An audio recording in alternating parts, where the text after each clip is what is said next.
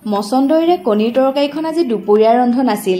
এইখন ব্যঞ্জন আমাৰ ঘৰত যেতিয়াই ৰান্ধো মোৰ ছোৱালীৰ লগৰ ছোৱালী মাক ৰঞ্জুন বাইদেউলে মনত পৰে। তেওঁ অনুৰোধৰ ভিডিঅ' প্ৰথমবাৰ যেতিয়া তেওঁ ৰান্ধিছিলে কৈছিলে এইটো তোমাৰ পৰাই শিকিছো, বৰ ভাল লাগে তেনেধৰণে ক'লে। মছন্দৰী পাত কেইখিলামান ছিঙি আনিলো। আমাৰ ঘৰত যিহেতু আছে মাজে মাজে মই ৰান্ধোৱেই।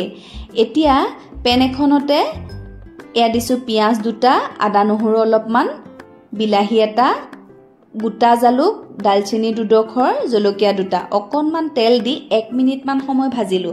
ভাজি ভাজি ইয়াতে উতলা গৰম পানী একাপমান জোখাৰে দিম।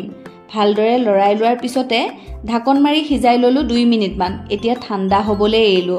আনফালে কণীকেইটা বাকলি গুচাই ল'ম।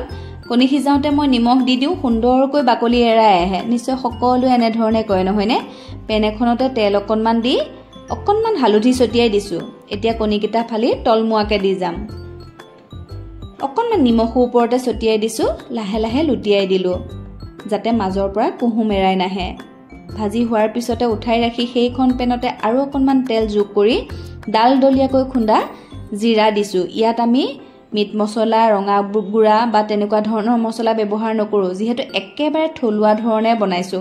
মিক্সি বাতিটো অদালি পানী দিয়াৰ পিছতে ঢাকন দিলো। এতিয়া মছন্দৰীখিনি কেঁচাকৈ পিচিম যাতে গুণাগুণ থাকে। পানী অকণমান দি পিছাৰ পিছতে আকৌ মিক্সি বাতিটো অদালিও দি দিলো। এতিয়া আৰু বিশেষ কাম নাইয়ে। 1 মিনিটমান সময় লৰাই লৈ কণী কেইডোখৰ দি দিলো। তাৰ পিছতে আৰু আমাৰ পৰিবেশন কৰিব হৈয়ে গ'ল নহয়। আপোনালোকৰ ঘৰত যদি ৰন্ধা নাই এইখন ব্যঞ্জন ৰান্ধিব দেই। স্বাস্থ্য উপকাৰী, লগতে মাজে মাজে খাবই লাগে নহয়নে? দুপৰীয়াৰ